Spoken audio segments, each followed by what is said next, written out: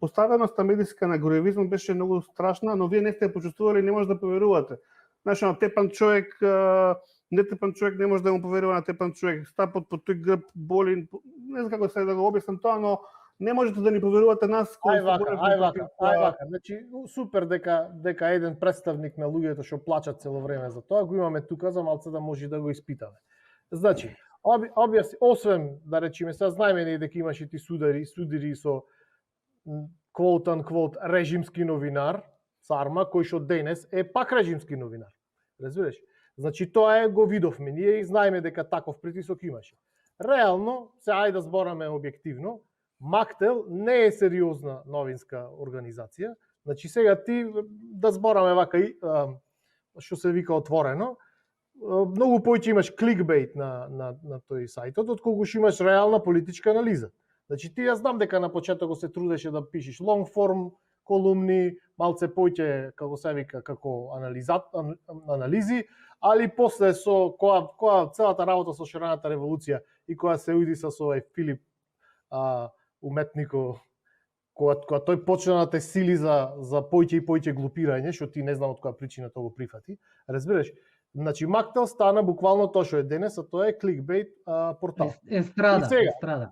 И сега, значи ти са кажуваш дека не ќе луѓето да како се вика да те поддржат, затоа што не сакале да бидат асоцирани со тебе, во дел можеби поради страф од Грујо, иако, не знам, 24 беше цело време, 100% беше политичка нивната програма, цело време парадираа луѓе таму кои што плукаа по Грујо.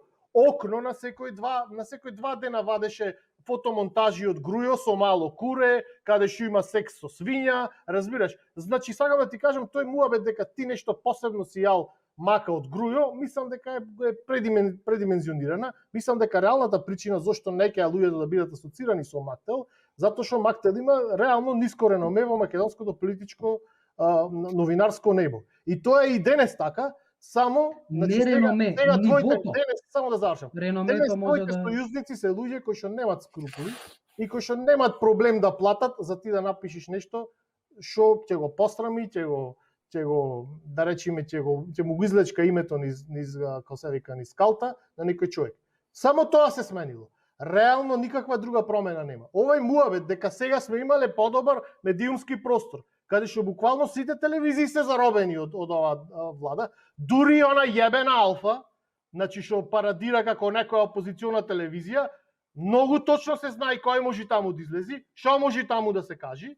Значи, во Груево време имавме Телма и 24 сати што правеа цело време политичка програма. Имавме Нова ТВ, имавме Мактел, имавме Народен глас, како се вика онај конкурентот што ти беше, како се вика тој Маријан се викаше?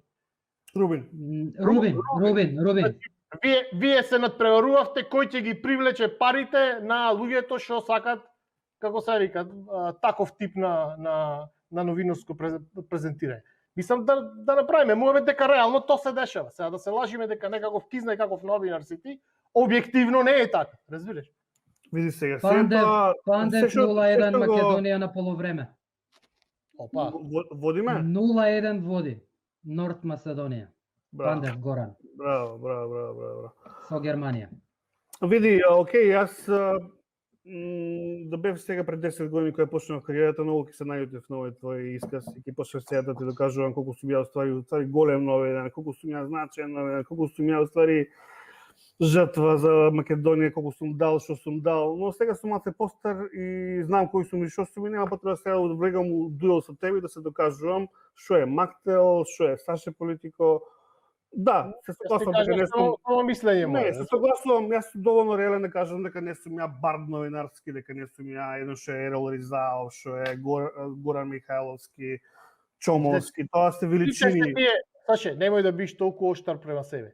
Сите се тие како тебе, само ти си доволно, како се вика, искрен, тоа да не пробаш да го завиеш во некаква бардска обланда. Иначе сите исто лесно преговорливи. Немој да мислиш, ја не би сакал оваа емисија да претвориме во дебата меѓу мене и тебе, кој е Саше Политико, да се задржиме на темите што ги имавме, но сепак и ти мораш да бидеш свесен дека и ти не си. Ја мислам дека добро, за времето на Груевски не е толку ни интересно, поише сакам да го саслушам Саше зошто постои валидна опозиција, а ние сме невалидна или како сакаш екстремна патолошка опозиција.